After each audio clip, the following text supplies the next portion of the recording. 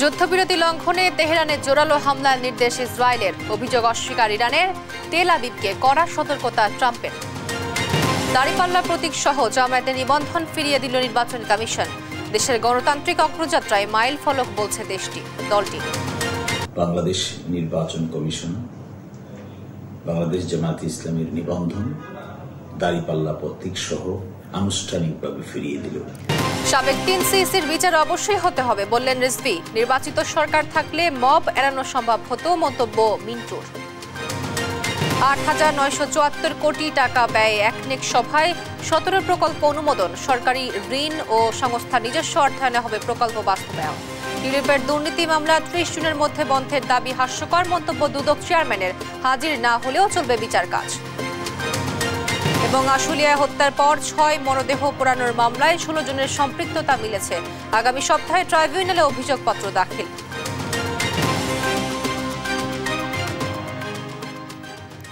সংবাদ রাতে দেখছিলেন শিরোনাম, সঙ্গে আছি আমি তোয়া আফরোজ।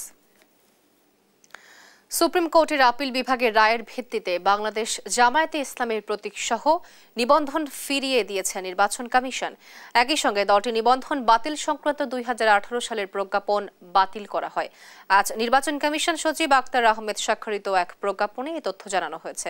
এদিকে দলীয় নিবন্ধন ও প্রতীক ফিরে পাওয়ায় দেশের মানুষের গণতন্ত্র চর্চায় ও উন্নয়নে দলটি কাজ করবে বলে জানান জামায়াতের আইনজীবী মাহবুব তামিমের প্রতিবেদন। ২০০৯ সালে রাজনৈতিক দল হিসেবে জামায়াতকে ইসির দেয়া নিবন্ধনের বৈধতা চ্যালেঞ্জ করে করা রিটের প্রেক্ষিতে ২০১৩ সালের ১ আগস্ট জামায়াতে ইসলামের নিবন্ধন বাতিল ও অবৈধ ঘোষণা করে রায় দেন হাইকোর্ট। কোনো রাজনৈতিক দল বা প্রার্থীকে প্রতীক হিসেবে দাঁড়িপাল্লা বরাদ্দ না দিতে ২০১৬ সালের ডিসেম্বরে নির্বাচন কমিশনকে চিঠি দেয় সুপ্রিম কোর্ট প্রশাসন। এরপর ২০১৮ সালে জামায়াতে ইসলামের প্রতীক সহ নিবন্ধন বাতিল করে প্রজ্ঞাপন জারি করে নির্বাচন কমিশন। এরপর বহু কাঠখড় পুড়িয়েও রাজনৈতিক রোষানলে রাজনীতিতে ফিরতে পারেনি দলটি। সবশেষ বিগত আওয়ামী লীগ সরকারের আমলে ২০২৪ সালের ১ আগস্ট জামায়াত শিবিরকে নিষিদ্ধ করে প্রজ্ঞাপন জারি করেছিল স্বরাষ্ট্র মন্ত্রণালয়। তবে গণঅভ্যুত্থানে দেশের পট পরিবর্তনে ৫ আগস্টের পর নিবন্ধন ও প্রতীক ফিরে পেতে হাইকোর্টে রিট করে দলটি। শুনানি শেষে চলতি বছরের ১ জুন রাজনৈতিক দল হিসেবে বাংলাদেশ জামায়াতে ইসলামীর নিবন্ধন বাতিল অবৈধ ঘোষণা করে রায় দেয় আপিল বিভাগ। সর্বোচ্চ আদালতের নির্দেশে ৪ জুন দলীয় প্রতীক দাঁড়িপাল্লার সঙ্গে বাংলাদেশ জামায়াতে ইসলামীর নিবন্ধন ফেরত দেওয়ার নীতিগত সিদ্ধান্ত নেয় ইসি। অবশেষে মঙ্গলবার দলটির নিবন্ধন ও প্রতীক দাঁড়িপাল্লা ফিরিয়ে দিয়ে প্রজ্ঞাপন জারি করে নির্বাচন কমিশন। দলীয় নিবন্ধন ও প্রতীক ফিরে পাওয়ায় দেশের মানুষের গণতন্ত্র চর্চা ও উন্নয়নে কাজ করবে দলটি, এমন প্রতিক্রিয়া দিয়েছেন জামায়াতের আইনজীবী। এই প্রক্রিয়ার মধ্য দিয়ে বাংলাদেশ জামায়াতে ইসলামী গণতান্ত্রিক রাজনীতিতে গঠনমূলক ভূমিকা পালন করবে, এটি সকলেরই প্রত্যাশা। জাতি, ধর্ম, বর্ণ, শ্রেণী নির্বিশেষে সকলেই একাকার হয়ে জামায়াতে ইসলামীর এই ন্যায় বিচার প্রতিষ্ঠার আন্দোলনে শরিক হবেন, এটাও আমরা প্রত্যাশা করি। নিবন্ধন ফিরে পাওয়াকে বাংলাদেশের গণতান্ত্রিক অগ্রযাত্রায় একটি মাইলফলক বলছেন জামায়াত নেতারা। অন্তর্বর্তীকালীন সরকারের নিরপেক্ষতার প্রতি জামায়াতের আস্থা রয়েছে বলেও জানান তারা। নির্বাচনের প্রক্রিয়া প্রস্তুতির পথে এটা তো এক ধাপ অগ্রগতি আলহামদুলিল্লাহ। গোটা জাতির লক্ষ কোটি আমাদের সুধী শুভাকাঙ্ক্ষীরা তো এই আদেশের জন্য, এই সুন্দর মুহূর্তের জন্য অপেক্ষা করছিল। কত মানুষ দোয়া করেছে, কত মানুষ চোখের পানি ফেলেছে, রোজা রেখেছে। আজকে তারা সেই অধিকার আল্লাহর কাছ থেকে, আল্লাহর সাহায্যে আমরা ফিরে পেয়েছি। বর্তমান অন্তর্বর্তীকালীন সরকারের নিরপেক্ষতার ব্যাপারে আমরা আস্থা রাখতে চাই, কারণ এটা জন আকাঙ্ক্ষার ভিত্তিতেই এই সরকার দায়িত্ব পালন করছে। নিবন্ধন ফিরে পাওয়ায় দলটির নির্বাচনে অংশ নিতে আর কোনো বাধা রইল না। মাহবুব তামিম, দেশ টিভি, ঢাকা। ৩ সিসির বিচার অবশ্যই হতে হবে জানিয়ে মবের পুনরাবৃত্তি যেন না হয় তা সরকারকে লক্ষ্য রাখার আহ্বান জানিয়েছেন বিএনপির সিনিয়র যুগ্ম মহাসচিব রুহুল কবির রিজভী। সরকারের ভাবমূর্তি নষ্ট করতে ফ্যাসিস্টের দোসর পুলিশ সদস্যরা আদালতে আসামিদের নিরাপত্তা দিচ্ছে না বলে অভিযোগ তার। আর অনির্বাচিত সরকার থাকলে মবের সুযোগ তৈরি হয় বলে দাবি দলটির ভাইস চেয়ারম্যান আব্দুল আওয়াল মিন্টুর। সাইফুল রিপনের প্রতিবেদন। নবগঠিত ব্রাহ্মণবাড়িয়া জেলা বিএনপির নেতাকর্মীদের সাথে নিয়ে মঙ্গলবার বিএনপির প্রতিষ্ঠাতা শহীদ রাষ্ট্রপতি জিয়াউর রহমানের কবরে শ্রদ্ধা নিবেদন ও মোনাজাত করেন দলটির সিনিয়র যুগ্ম মহাসচিব রুহুল কবির রিজভী। রিজভী বলেন, শেখ হাসিনার ইচ্ছামাফিক নির্বাচন করায় অবশ্যই কাজী রকিবউদ্দিন, নুরুল হুদা ও কাজী আব্দুল্লাহ আওয়ালের বিচার হতে হবে, তবে তা হতে হবে আইনসঙ্গতভাবে। মব সৃষ্টিতে দলের কেউ জড়িত থাকলে তার বিরুদ্ধেও ব্যবস্থা নেওয়ার কথা বলেন রিজভী। আর কোন ধরনের বেআইনি কারো বাড়িতে আগুন দেওয়া, কারো বাড়ি ভেঙে ফেলা, কাউকে রাস্তাঘাটে অপমান করা, এই ধরনের ঘৃণ্য কাজের যাতে পুনরাবৃত্তি না হয় সেইটা এই সরকারকে লক্ষ্য রাখতে হবে। আদালত প্রাঙ্গণে পুলিশ দাঁড়িয়ে থাকে নীরবভাবে, সেখানে কি করে একজন আসামির উপর আক্রমণ হতে পারে? আসামির নিরাপত্তা তো সরকারের, তাহলে পুলিশ কি দায়িত্ব পালন করছে না? দ্রুত নির্বাচনের তারিখ ঘোষণার আহ্বানও জানান তিনি। এই সরকার জনগণের আন্দোলনের সরকার, অন্তর্বর্তীকালীন সরকার, এরা অতি শীঘ্র নির্বাচনের তারিখ ঘোষণা করে জনগণের ইচ্ছামতো সরকার গঠনের সুযোগ দেবেন। এদিকে রাজধানীর উত্তরার আজমপুরে ৩১ দফার গণসংযোগ কর্মসূচিতে অংশ নেন বিএনপির ভাইস চেয়ারম্যান আব্দুল্লাহ আওয়াল মিন্টু। মত সৃষ্টিকারীদের আইনের আওতায় আনার দাবি জানান তিনি।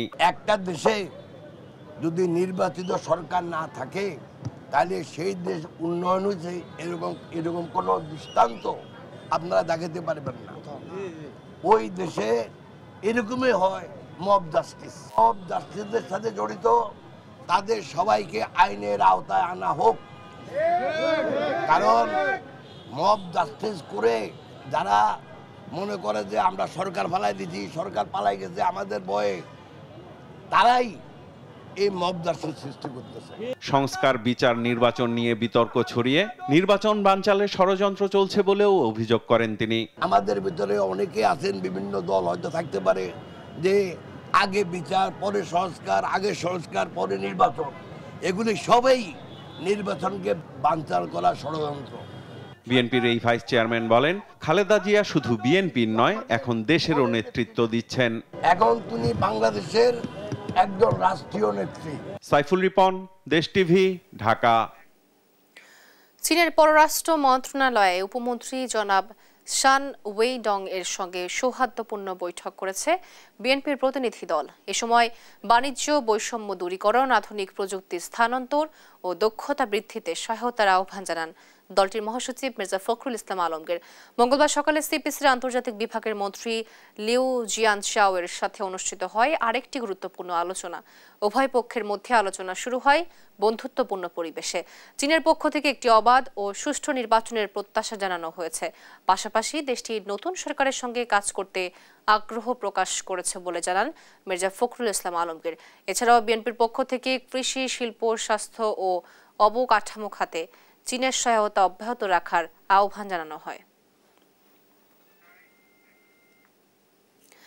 বিএনপির ভারপ্রাপ্ত চেয়ারম্যান তারেক রহমানের সহধর্মিণী ডাক্তার জোবাইদা রহমানের জন্মদিন উপলক্ষে কেন্দ্রীয় সংসদের কর্মসূচির অংশ হিসাবে বৃক্ষরোপণ কর্মসূচি পালন করেছে সিদ্ধেশ্বরী কলেজ ছাত্রদল।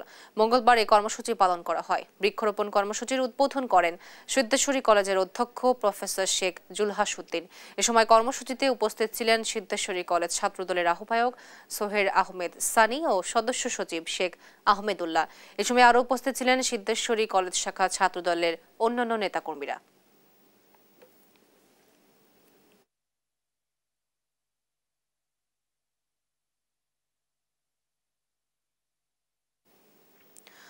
পট পরিবর্তনে হু হু করে বাড়ছে রাজনৈতিক দলের সংখ্যা। ত্রয়োদশ জাতীয় সংসদ নির্বাচন সামনে রেখে বাহারি সব নামে নিবন্ধন পেতে এরই মধ্যে নির্বাচন কমিশনে জমা পড়েছে প্রায় ১৫০ আবেদন। নিবন্ধন চাওয়া এসব দলের মধ্যে রয়েছে নাকফুল বাংলাদেশ, বাংলাদেশ সলিউশন পার্টি, বাংলাদেশ সংগ্রামী ভোটার পার্টি ও বাংলাদেশ বেকার সমাজ। সোমবার ইসি সচিবালয়ের জনসংযোগ শাখা আনুষ্ঠানিকভাবে এই তথ্য জানিয়েছে। বিস্তারিত জানাচ্ছেন সহকর্মী নাইম আফসান। আসন্ন জাতীয় সংসদ নির্বাচন সামনে রেখে নতুন রাজনৈতিক দল নিবন্ধনে হিড়িক পড়েছে ইসিতে। নিবন্ধন পেতে এনসিপি সহ আবেদন করেছে ১৪৭টি দল। গত ১০ মার্চ আগ্রহী দলগুলোর কাছ থেকে নিবন্ধন আবেদন আহ্বান করা হয়। ২ দফায় আবেদন করা দলগুলোর নামের তালিকা সোমবার প্রকাশ করে নির্বাচন কমিশন। ইসিতে আবেদন করা দলগুলোর মধ্যে ৪টি দলের নামে বেকার শব্দটি রয়েছে। এগুলোর মধ্যে উল্লেখযোগ্য হলো বাংলাদেশ বেকার মুক্তি পরিষদ এবং বাংলাদেশ বেকার সমাজ।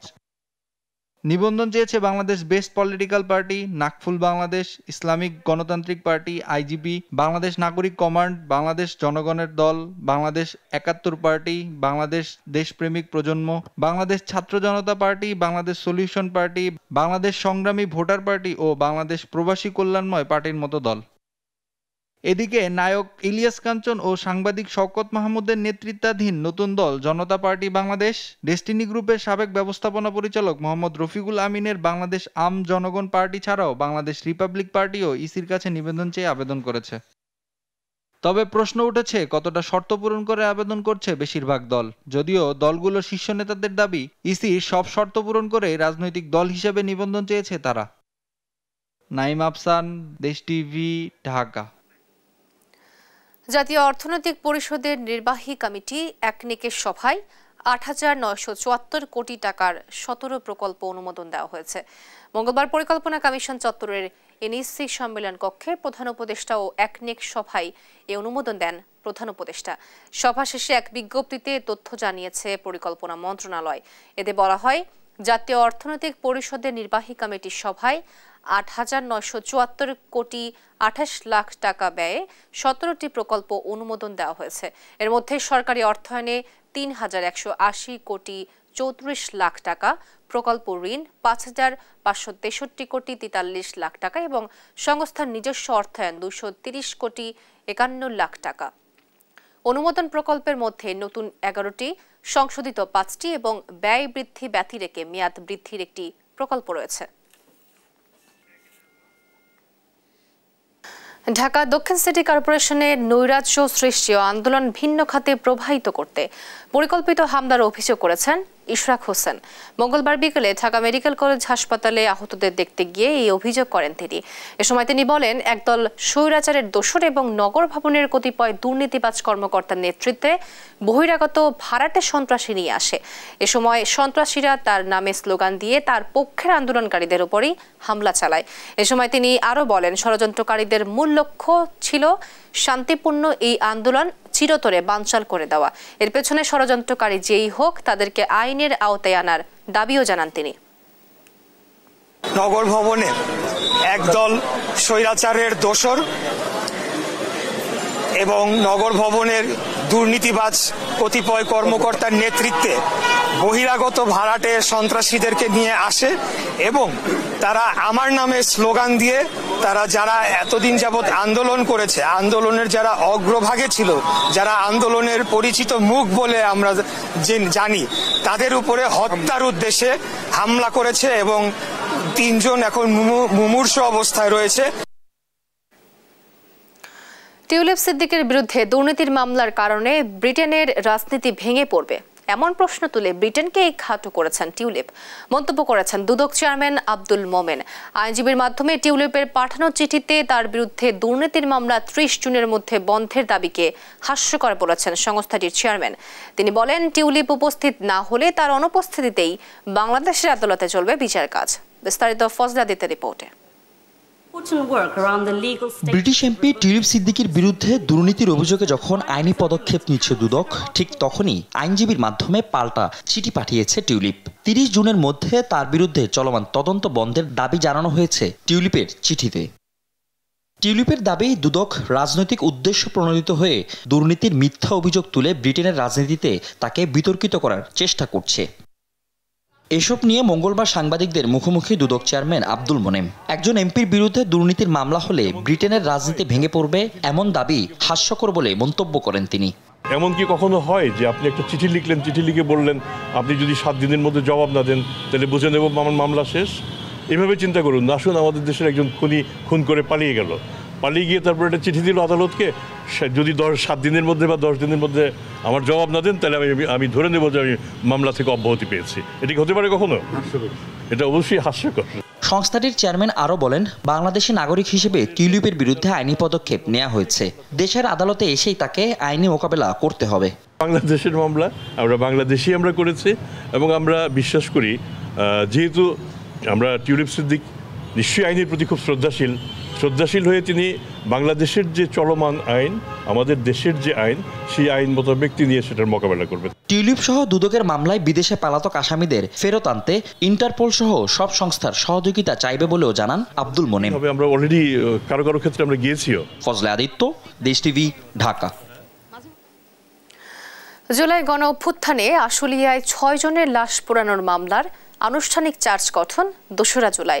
সেই সঙ্গে শেখ হাসিনা, সাবেক স্বরাষ্ট্রমন্ত্রী আসাদুজ্জামান খান কামাল ও সাবেক আইজিপি চৌধুরী আবদুল্লাহ আল মামুনের মামলার চার্জ গঠন 1 জুলাই। এ মামলার পলাতক 2 আসামির পক্ষে আইনজীবী নিয়োগের সিদ্ধান্ত নিয়েছেন ট্রাইব্যুনাল। সাবিনা মজুমদারের রিপোর্ট। জুলাই আগস্টের হত্যাযজ্ঞের নৃশংসতার সব মাত্রা ছাড়িয়ে যায় আশুলিয়ার 6 লাশ পোড়ানোর ঘটনায়, যেখানে গুলিবিদ্ধ হয়ে পড়ে থাকা 6 জন শিক্ষার্থীকে পুলিশ সদস্যরা ভ্যানে তুলে পুড়িয়ে দেয়। জানা যায় সেখানে একজন জীবিতও ছিল। এই লাশ পুড়িয়ে ফেলার মামলায় গ্রেফতার পুলিশ কর্মকর্তা আব্দুল্লাহিল কাফি, শাহিদুল ইসলাম সহ 7 জনকে মঙ্গলবার হাজির করা হয় ট্রাইব্যুনালে। শুনানিতে প্রসিকিউশন ট্রাইব্যুনালকে জানান, গত 19 জুন এই মামলার তদন্ত রিপোর্ট হাতে পেয়েছেন তারা। প্রতিবেদন অনুযায়ী 16 জনের সম্পৃক্ততাও মিলেছে। পরে আনুষ্ঠানিক অভিযোগ দাখিলের জন্য 2 জুলাই পরবর্তী দিন ধার্য করেছেন বিশেষ ট্রাইব্যুনাল। আমরা 1 সপ্তাহ সময় চেয়েছি ফরমাল চার্জ দাখিলের জন্য। এখানে 16 জনকে অ্যাকিউজ করা হয়েছে। আমরা স্ক্রুটিনি করে দেখছি, আমরা আশা করছি 2 জুলাই এটা দিন ধার্য হয়েছে, এর মধ্যেই ফরমাল চার্জ দাখিল করতে পারবো। এদিকে জুলাই আগস্টের হত্যাযজ্ঞের মামলায় শেখ হাসিনা ও আসাদুজ্জামান খান কামালের পক্ষে আইনজীবী নিয়োগের সিদ্ধান্ত নিয়েছেন আন্তর্জাতিক অপরাধ ট্রাইব্যুনাল। অভিযোগ গঠনের শুনানির দিন ধার্য করেন 1 জুলাই। এ বিষয়ে চিফ প্রসিকিউটরের বিশেষ পরামর্শক টবি ক্যাটম্যান বলেন, দক্ষতা ও অভিজ্ঞতার ভিত্তিতে স্টেট কাউন্সিল নিয়োগ দেওয়ার বিধান রয়েছে, যা একান্তই ট্রাইব্যুনালের এখতিয়ার। If any accused person is not satisfied with whoever is selected as their state-appointed counsel, then it is for that person to raise that with the judges. It's not a matter for the prosecution. The prosecution should have no role in the appointment of state counsel for any accused. It is a matter for the judges alone.